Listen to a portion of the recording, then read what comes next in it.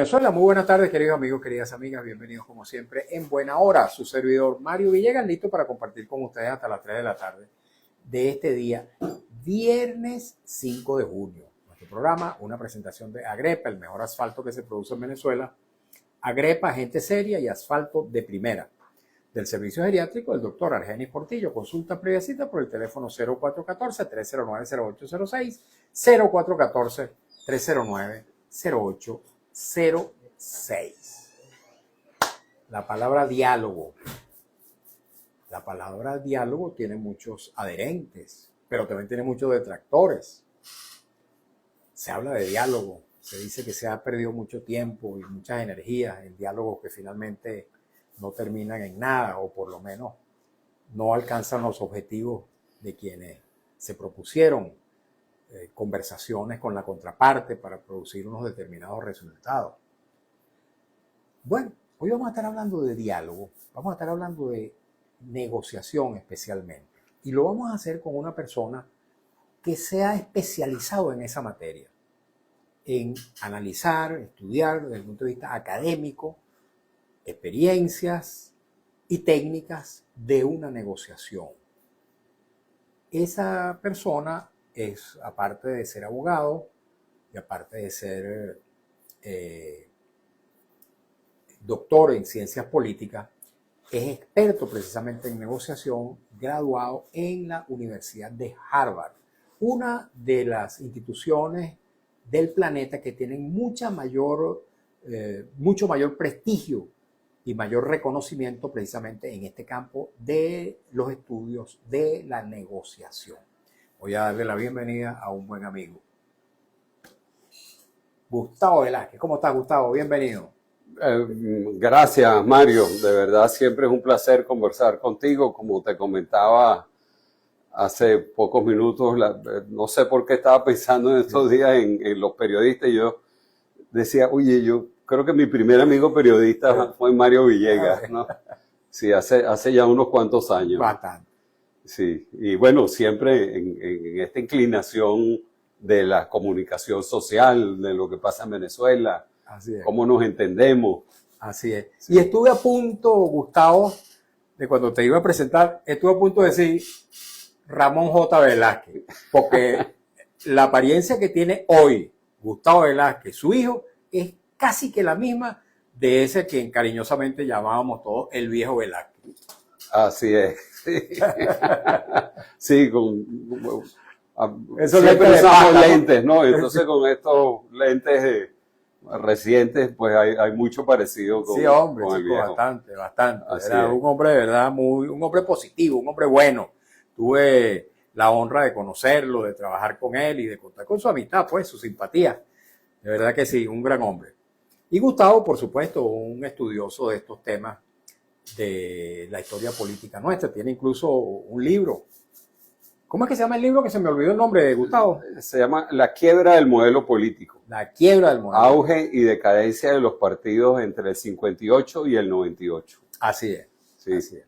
Muy interesante. Es un análisis de los tantos que hay sobre qué pasó en esos 40 años y por qué finalmente ese modelo político perdió vigencia. Así es. Yo recuerdo que cuando hablamos de este libro, si mal no recuerdo, tú comentabas que los 40 años era una suerte de periodo en el que finalizaban siempre algunos procesos, algunos proyectos políticos, y decías que el proyecto del chavismo se había agotado mucho antes de ese periodo. Sí, bueno, los modelos políticos, hablando de Venezuela, ¿no?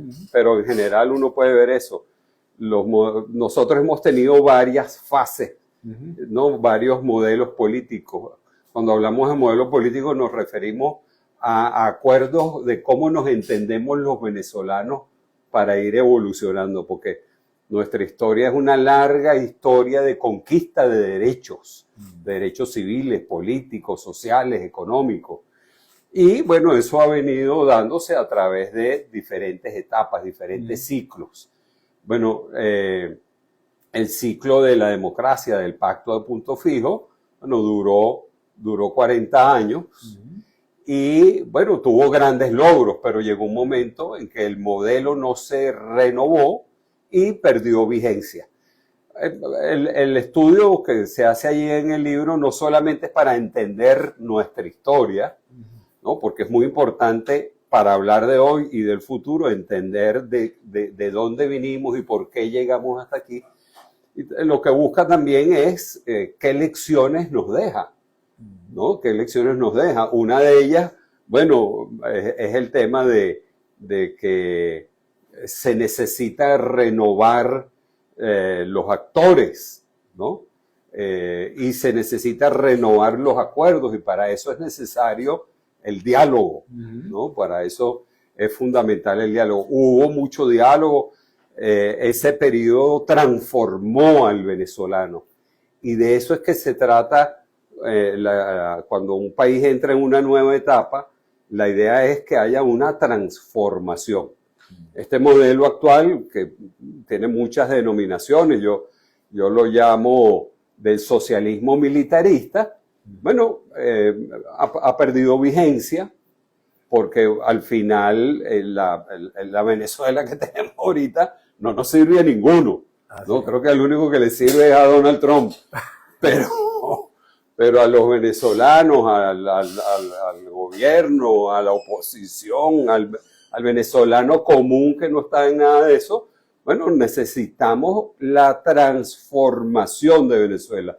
Esa es una tesis que yo vengo sosteniendo y para eso es indispensable ponernos de acuerdo entre nosotros. Ok, eso es muy, muy importante porque se ha retomado de nuevo en el momento político venezolano tras los sucesos ocurridos con posterioridad al 28 de julio del año 2024 y del 3 de enero de este año 2026, tras esos hechos, se ha puesto de nuevo sobre la mesa la idea de que para resolver la crisis venezolana hay que avanzar hacia la negociación, hacia un acuerdo de la sociedad venezolana con vistas hacia el futuro.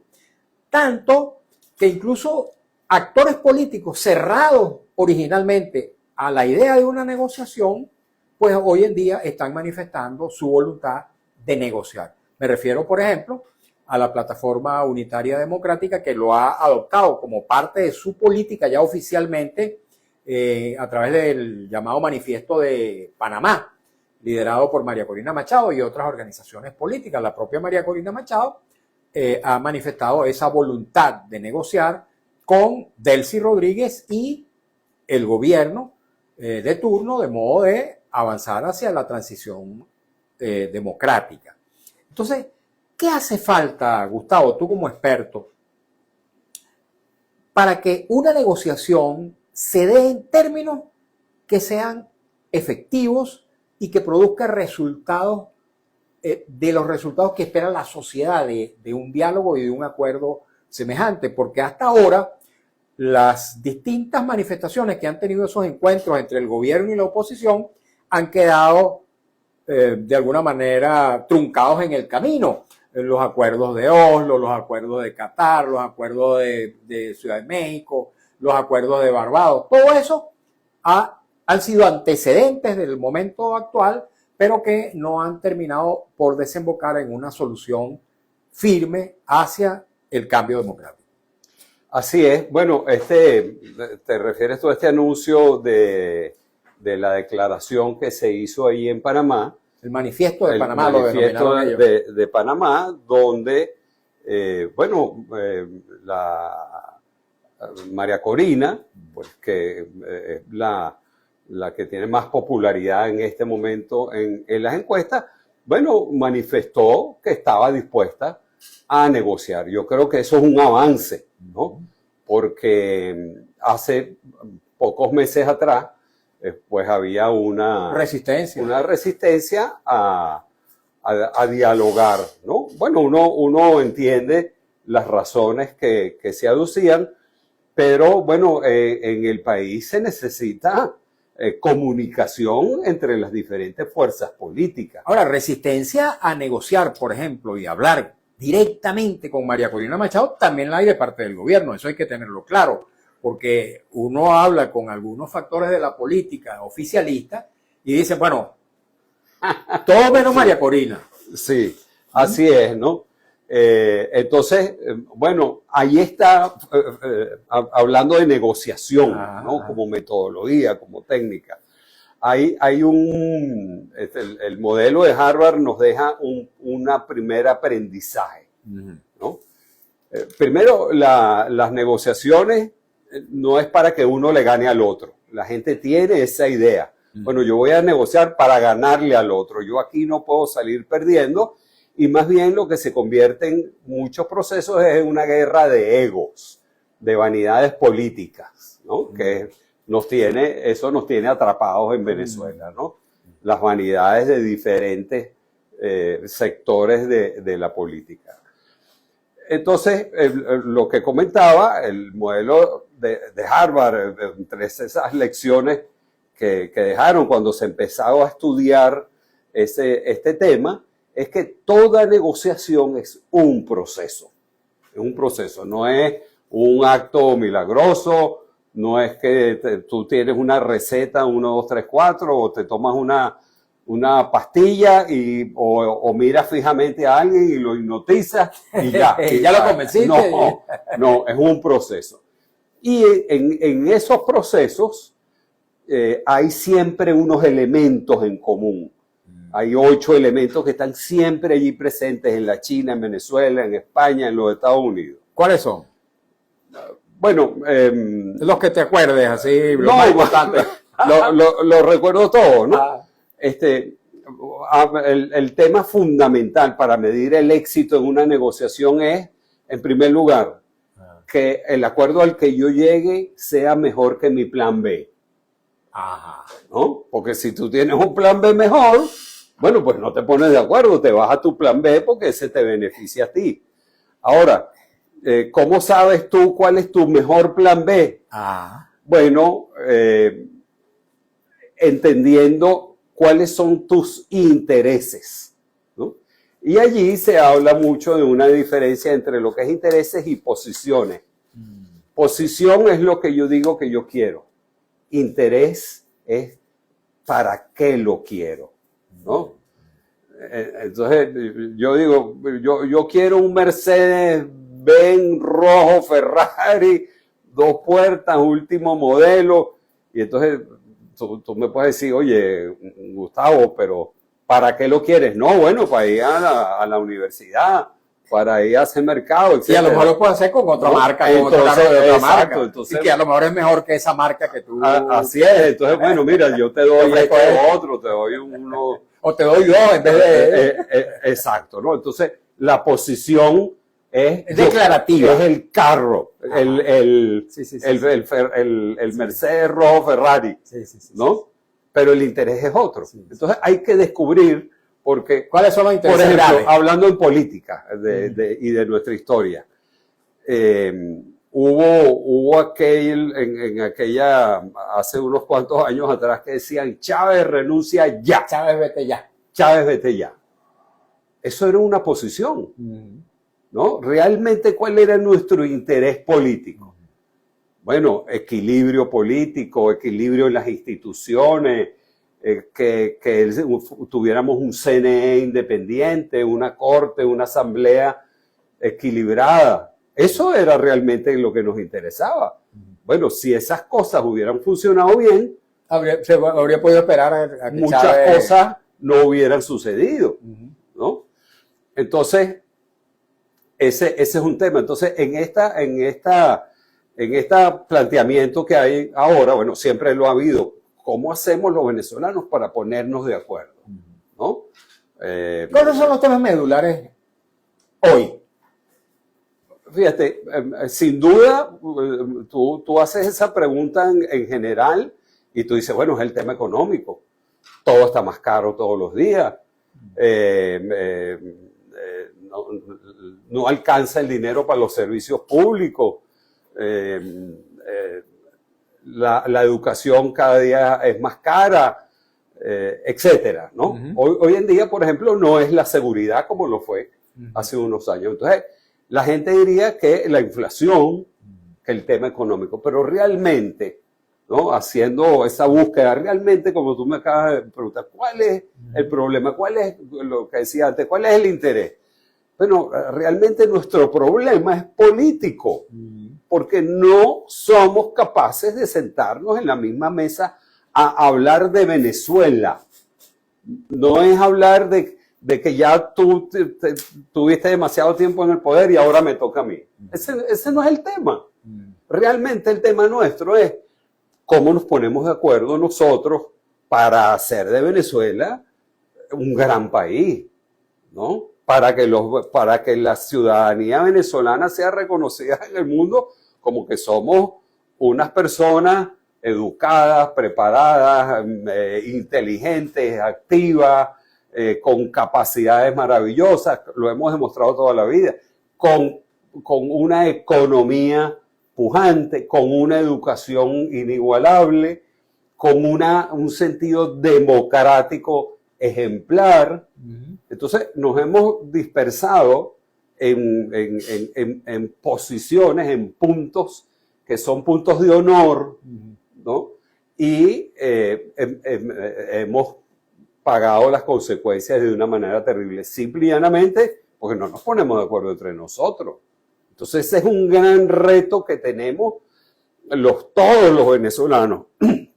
Eso no solamente de los dirigentes políticos, que hoy en día están menguados, ¿no? Tú vas a buscar un dirigente político que sea atractivo, que a la gente le atraigan sus planteamientos y no lo consigue. Eso es gravísimo. Sí. Te pregunto, Gustavo, para que haya una negociación, para que haya unos acuerdos que produzcan resultados en el que Venezuela gane, hace falta expertos que conduzcan esa facilitación para que las partes se encuentren, o pueden hacer de los actores políticos una solución sin que haya, digamos, una orientación profesional de ese proceso. Bueno, justamente uno de los elementos, de esos 8 elementos que están en cualquier proceso de negociación, hay 2, que es la comunicación y la relación. Bueno, cuando no hay comunicación y no hay relación, no hay negociación que camine en el mundo. Es muy difícil. Entonces, por eso es que existen metodologías que lo que ayudan es a destrabar esos obstáculos de comunicación y de relación y a allanar el camino para facilitar el diálogo. Porque no hay negociación sin comunicación, no hay negociación sin diálogo. Entonces, lo que se rompió en Venezuela fue el diálogo desde hace 30 años. Entonces, no nos podemos poner de acuerdo y si no nos ponemos de acuerdo, no tenemos proyecto de país, Mario, que es una de las cosas graves. Tenemos más de 30 años sin un proyecto de país claro. ¿Cómo no? El chavismo propuso uno. No funcionó. No funcionó. Estamos en este atajaperro que además trajo como consecuencia que haya aquí un gobierno extranjero dictaminando qué es lo que tenemos que hacer nosotros. Eso, la verdad es que no era el plan. Ese no era el plan de ninguno. De ninguno. Entonces, y bueno, y lo otro es relación. Entonces, las metodologías son importantes. No es lo único, porque también hace falta tener sentido histórico y entender por las etapas que pasamos, qué elecciones nos dejaron esas etapas políticas históricas por las que pasamos. Por ejemplo, una elección. El personalismo es perjudicial para la democracia, para la política y para el desarrollo económico. Eso de que aquí lo que necesitamos es un hombre, una mujer fuerte que ponga, es posible que necesitamos. Eso nos pasó con Chávez. Exactamente, ¿no? Y si nosotros vemos este periodo de estos últimos 20 años, los liderazgos políticos que surgieron son esencialmente personalistas. Ninguno de los candidatos que tuvimos o precandidatos que tuvimos realmente planteó una idea de un nuevo país, de transformar a la Venezuela que tenemos, porque esta Venezuela está atrasada. Ahora, permíteme que y te necesitamos avanzar. Pero permíteme que te interrumpa un poquito, Gustavo, porque yo siento que esa no es una particularidad venezolana. Yo siento que en general, en el entorno americano, por lo menos, hemisférico, está ocurriendo lo mismo. Fíjate, en Argentina, un liderazgo personal, Milei. En Colombia, bueno, ahí muy probablemente quien gane las elecciones de segundo término, de la segunda vuelta, sea del Espriella, que también es un liderazgo personal. ¿Cómo se llama? En Honduras tenemos en El Salvador, perdón, sí, tenemos un liderazgo personal, Bukele. En Estados Unidos tenemos un liderazgo hiperpersonal, que sí, es el de Donald Trump. ¿No es ese un rasgo común de la política hoy en día en distintas latitudes del planeta? Producto de, porque muchos comentan por ahí, no, es que el modelo de la democracia liberal se agotó o está en crisis. No, lo que está en crisis es la capacidad de acuerdo entre nosotros. Porque, repito, hay modelos políticos en los que los dirigentes de todos los sectores se ponen de acuerdo y con eso echan a andar un país. En Colombia hubo un pacto político que se renovó con la constituyente del 91, ¿verdad? Pero ese pacto se venció, cambiaron los actores en Colombia, ya no son Turbay, ni López Miquelsen, ni Gaviria, son gente nueva que tiene que construir un nuevo modelo para entenderse entre ellos. Entonces, esa es la crisis que tienen ahorita en Colombia, que no se pueden comunicar. El pacto que tenían venció, así como aquí venció el pacto de Punto Fijo, como se venció el pacto en Chile, el de la concertación, ese se venció, como se venció el pacto de la Moncloa en España.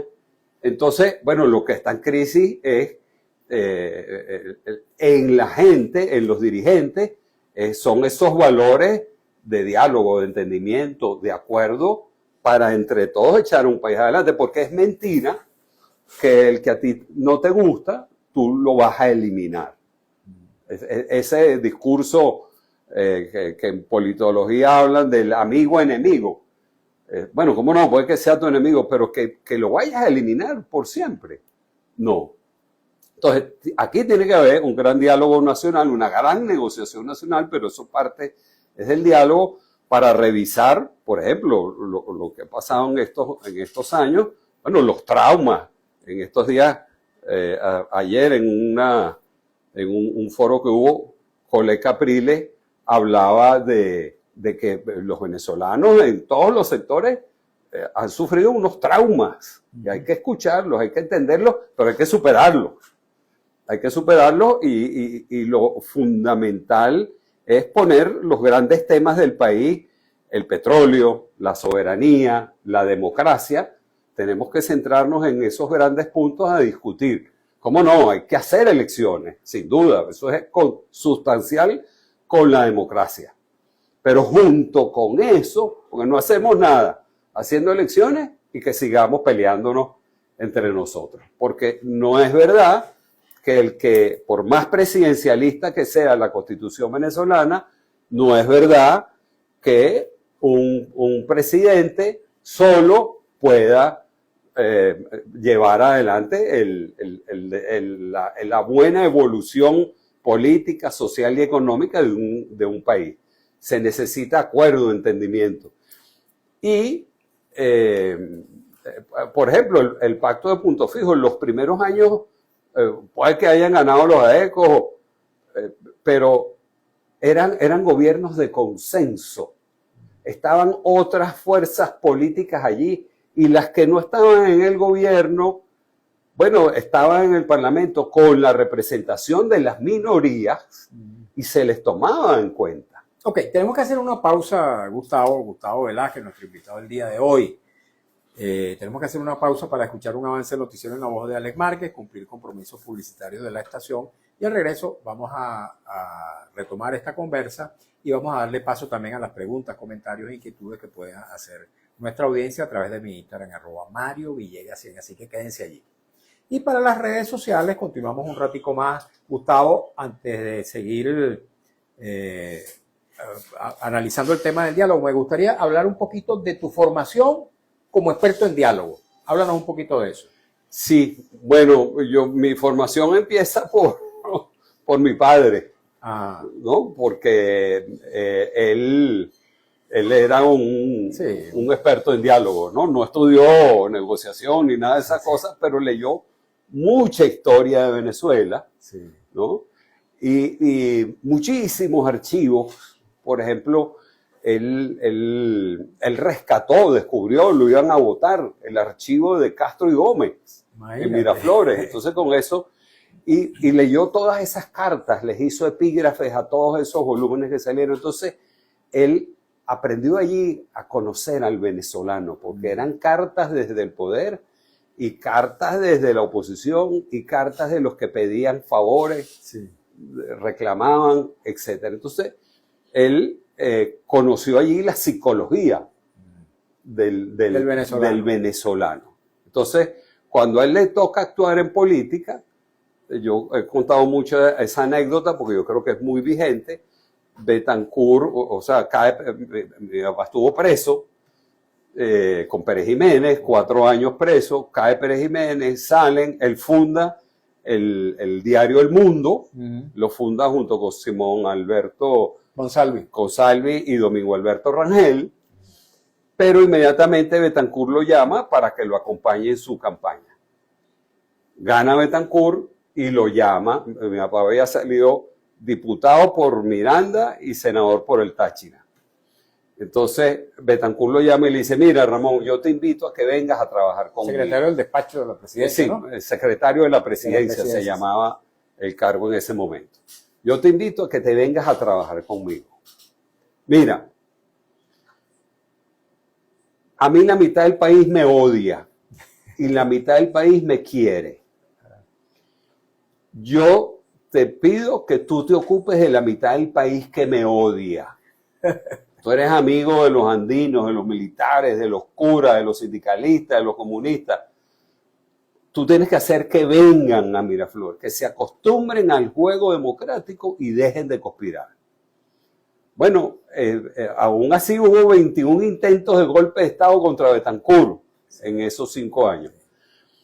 Y él dialogó con todo el país, especialmente con los enemigos de Betancur y del régimen y del sistema, porque había gente que no le gusta la democracia. Había gente alzada en armas, el Partido Comunista y el MIR. Exacto, eso es una realidad que no debemos olvidar. Siempre hay gente que está luchando en contra del sistema democrático, porque, bueno, piensan distinto. Entonces, bueno, dialogó con ellos. Bueno, después estuvo en el Nacional. El Nacional venía de una situación difícil porque decían que era comunista y entonces estaban en contra de los dueños del periódico y tenían un boicot de anuncios comerciales promovidos por los empresarios anticomunistas. Bueno, y él le tocó dialogar con todo el país y, bueno, transformar el periódico en esa época. Bueno, después estuvo en Pro Venezuela, que fue diálogo nacional. Después estuvo en la COPRE, que fue diálogo nacional. Entonces, vamos a decir, de ahí viene mi formación. Ahora, yo me fui a estudiar a los Estados Unidos, a la Escuela de Gobierno de Harvard. Hice una maestría en Administración Pública, pero a mí lo que me interesaba era mucho la política, no tanto los temas de macroeconomía y microeconomía. Bueno, uno los estudia, es muy importante conocer todos esos temas.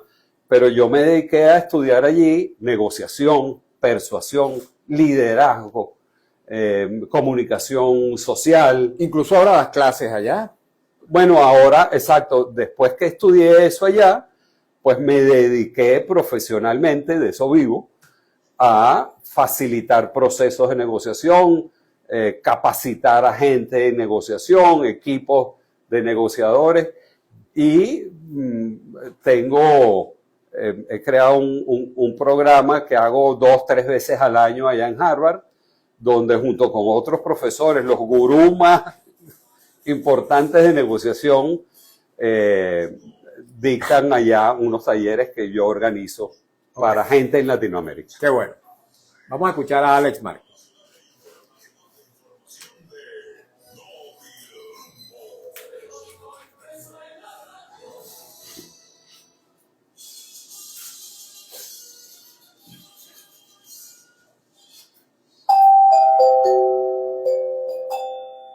Notirumo nos informa, este viernes llegó al Aeropuerto Internacional de Maiquetía un nuevo vuelo con 158 ciudadanos provenientes de México. Notirumo nos informa, astronautas de la Estación Espacial Internacional abandonaron hoy viernes el refugio seguro en la cápsula Dragón y retomaron sus actividades normales después de una emergencia de unas 2 horas debido a una fuga de aire en la zona rusa del laboratorio orbital.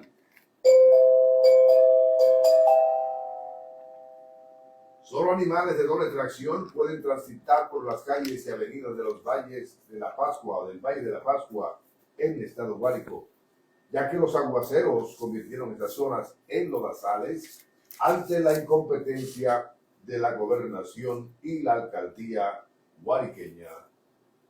Informó Notirumbos. Los 33 minutos hora rumbos, la emisora de Venezuela.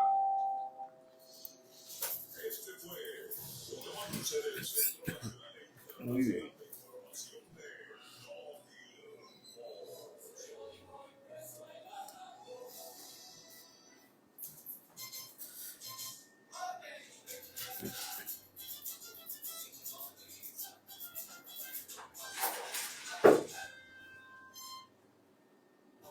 Seguimos en buena hora por Radio Rumbo 670 AM. 75 años por Venezuela.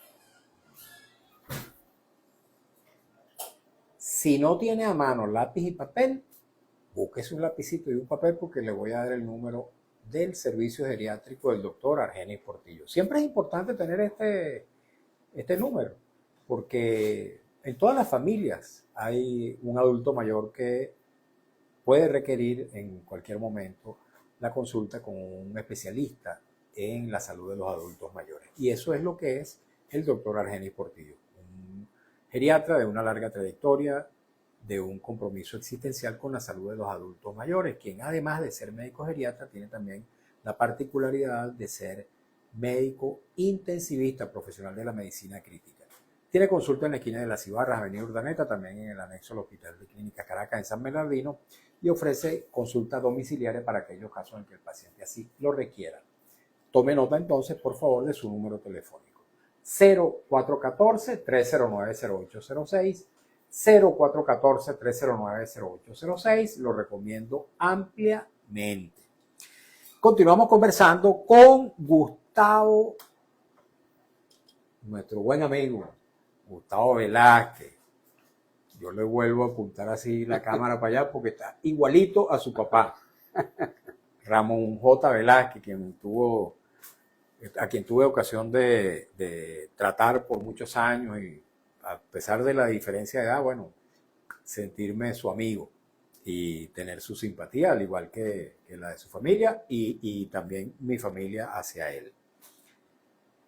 Con Gustavo Velázquez, quien es experto en negociación, graduado en la Universidad de Harvard, hemos estado hablando sobre la posibilidad, la conveniencia, la necesidad de que los venezolanos podamos acordarnos en una gran negociación respecto a temas trascendentes para que Venezuela se enrumbe por el camino de la prosperidad democrática, económica y social. Voy a leer algunas de las preguntas, comentarios que ya nos llegan a través del Instagram, @MarioVillegas, siempre para aderezar esta conversa, Gustavo. Claro. Un poquito de paciencia y tú después las comentas. Así es. Aunque hay una pregunta, la primerita muy directa para ti. Alberto Vallenilla dice, ¿estás dispuesto a mediar en un posible diálogo gobierno y oposición? Sí, por supuesto.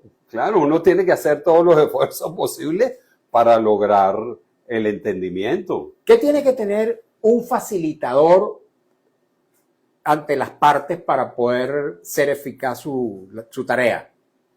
Bueno, en primer lugar, interesante la pregunta que hace, porque hay que hacer una diferencia. Una cosa es el negociador, ¿no?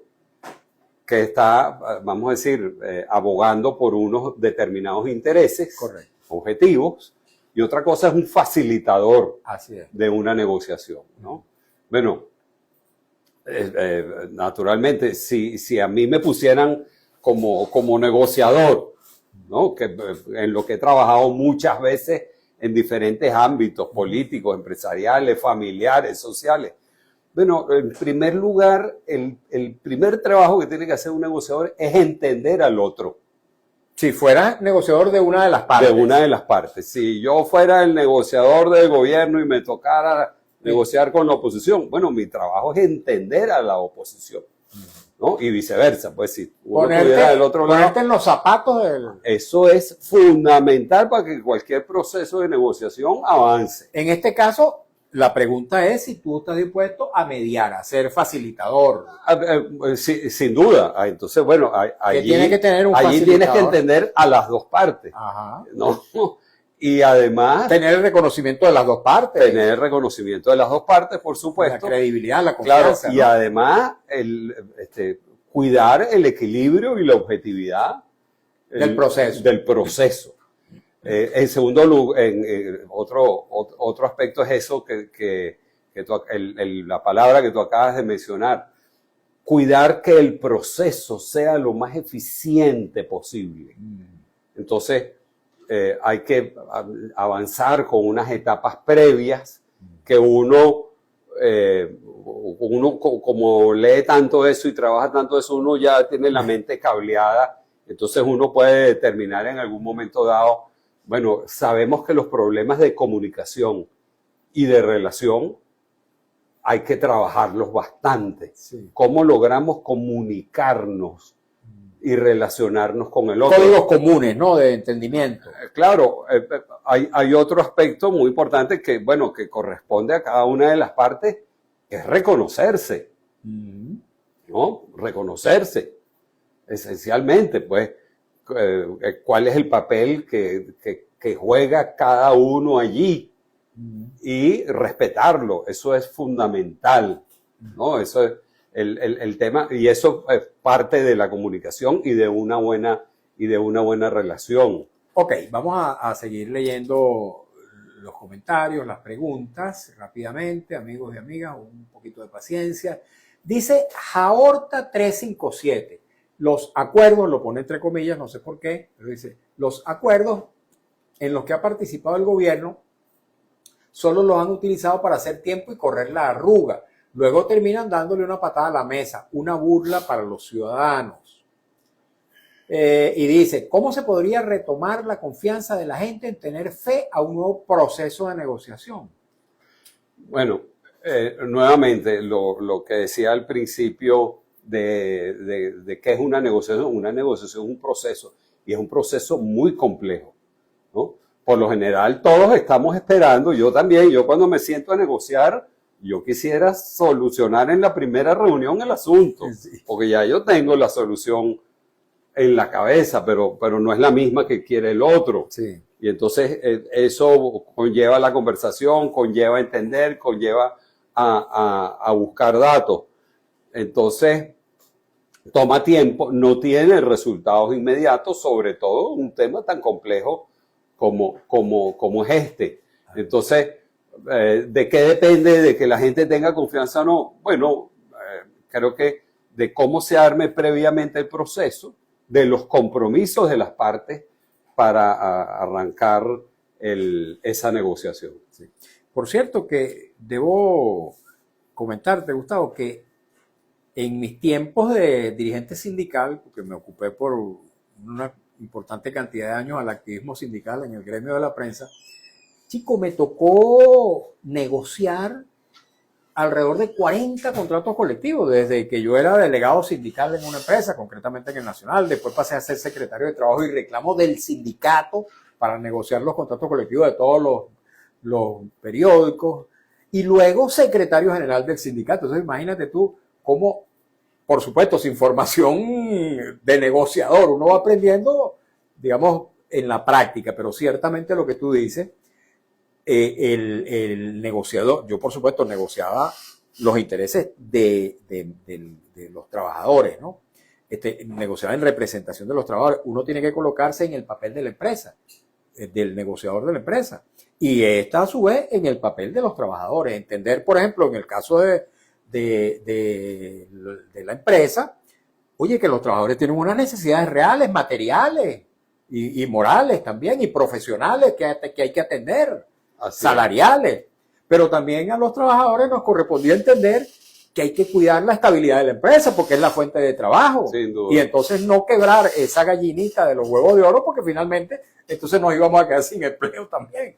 De modo que ciertamente que el tema de la negociación obliga a tener una gran responsabilidad. Y cuando y yo te estoy hablando de unas cosas pequeñas, estamos hablando en este caso ahora de los intereses nacionales. Imagínate tú lo que es una gran negociación de los intereses del país, que es mucho más exigente, por supuesto, que una negociación colectiva, de una negociación laboral. Dice Enigma 5130, saludo al Harvariano. Bueno, Harvariano, no sé porque está grabado y además da clases allá también. Amílcar Morú dice, hay que limpiar la asamblea y que sea más equilibrada. Los jueces ser imparciales y apegados a las leyes, etcétera, etcétera, y para adelante, dice.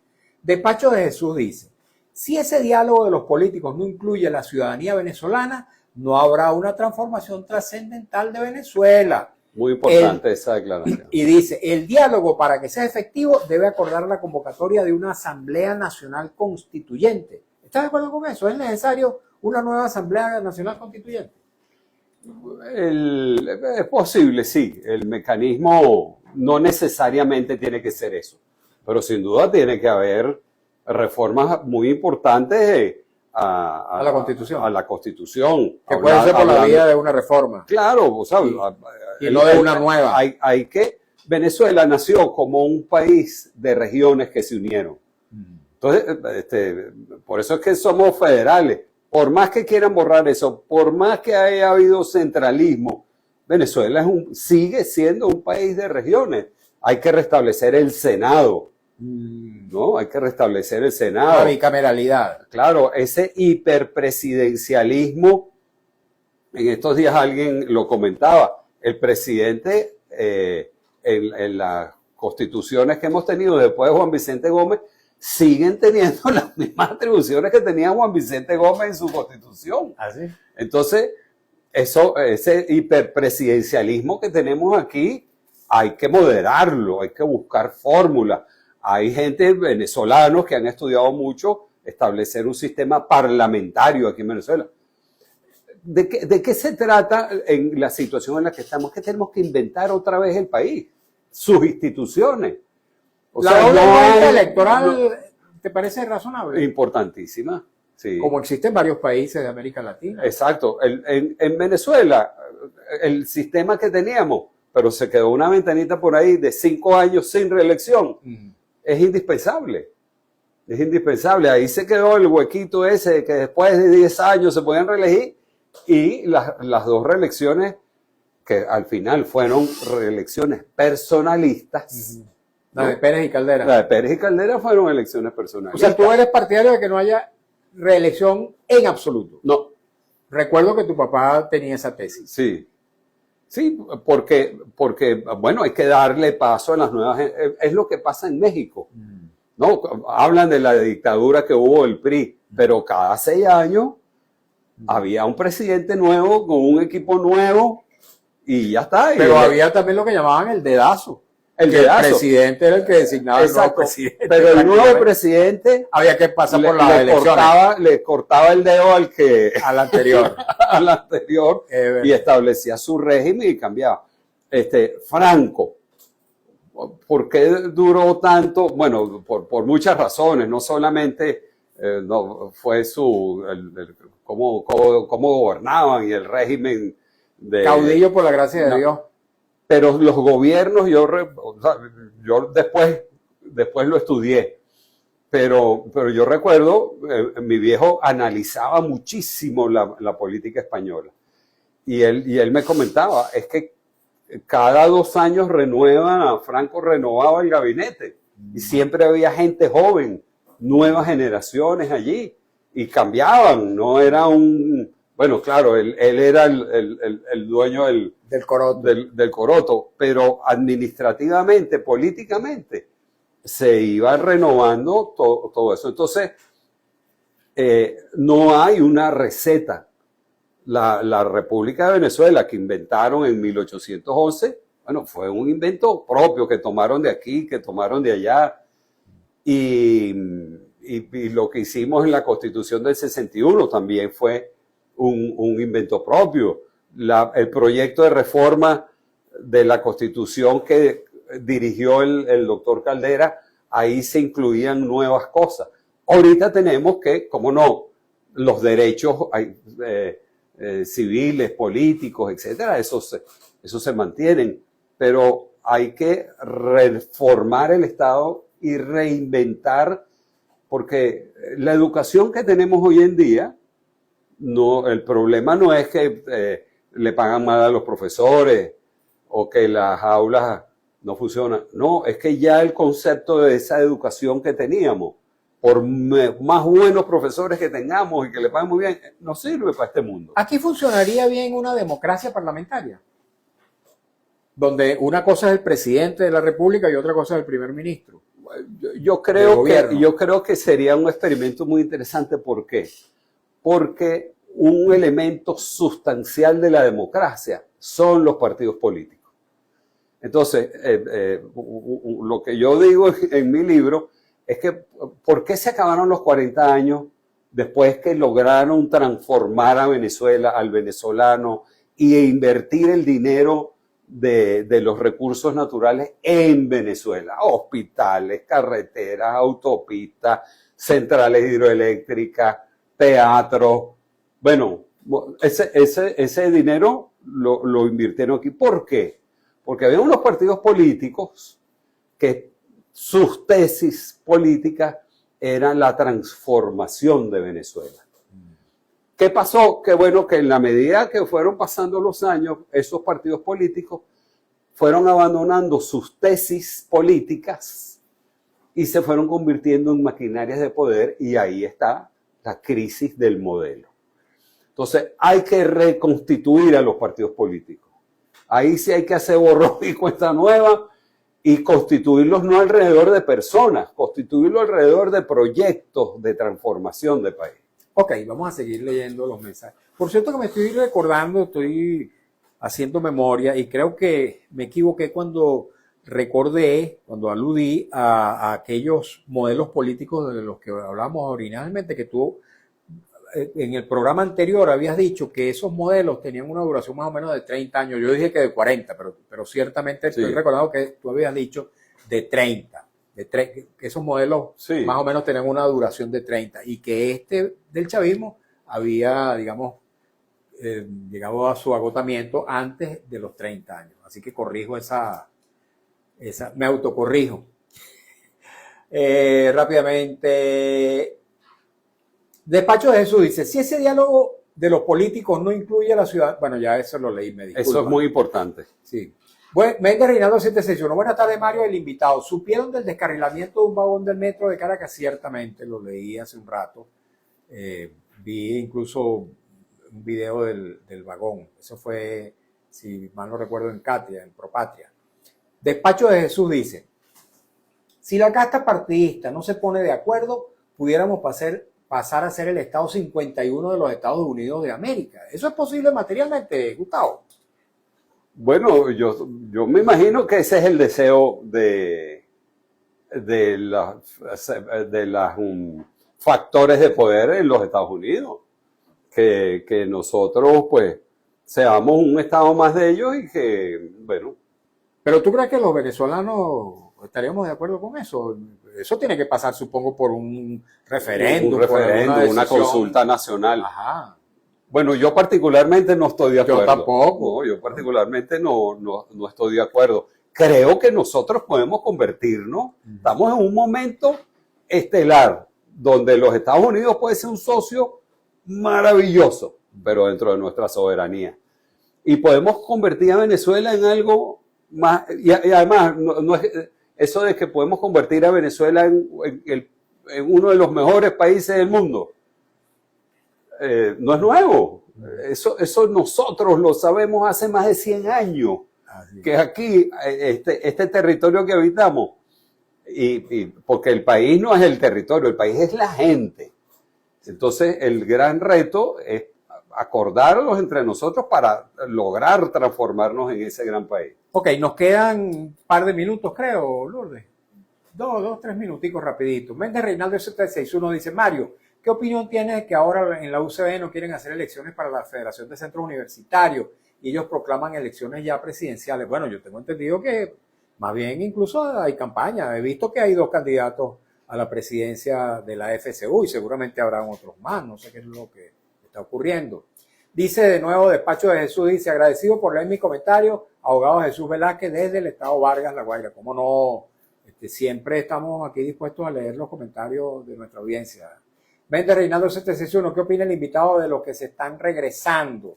Ya vas a responder eso. Méndez Reinaldo, nosotros creímos que la reunión de Panamá era con el visto bueno de Trump y ayer María Corina Machado le dijo a Carla Angola que esa reunión se hizo sin participación ni venía de Estados Unidos. Rápidamente, dice Nila 15 Flores, excelente entrevista.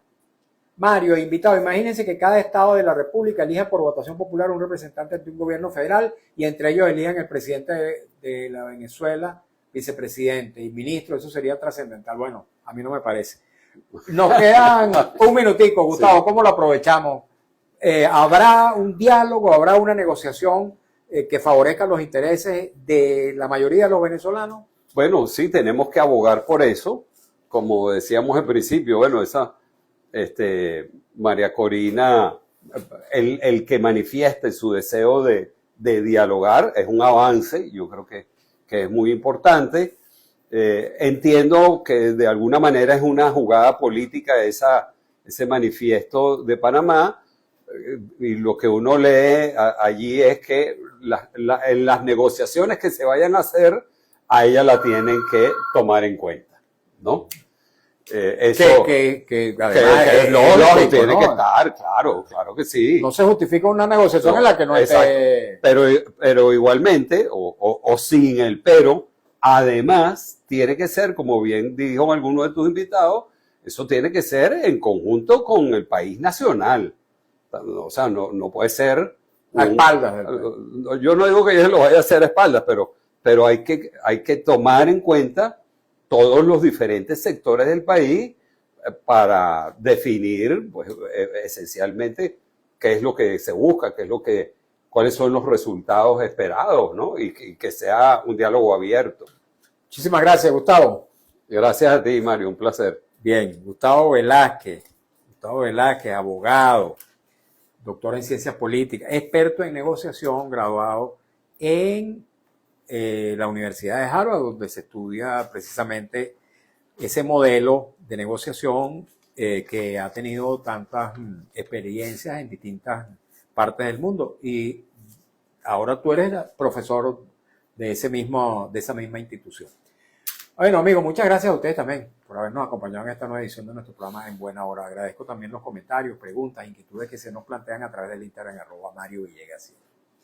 Trabajamos para ustedes con mucho cariño, como siempre, en la dirección de Radio Rumbos, Elsa Siciliano, en la jefatura de prensa Luis Alberto Albornoz, en los controles Lourdes Pérez, en la lectura de las informaciones Alex Márquez, en las redes sociales de Radio Rumbo Marcos Rivera, frente a los micrófonos su servidor Mario Villegas con V de Venezuela, nuestro programa. Una presentación de Agrepa, el mejor asfalto que se produce en Venezuela. Agrepa, gente seria, asfalto de primera. Y del servicio geriátrico, el doctor Argenis Portillo. Consulta previa cita por el teléfono 0414-309-0806. 0414-309-0806. Tengan todas y todos muy buenas tardes y un feliz fin de semana.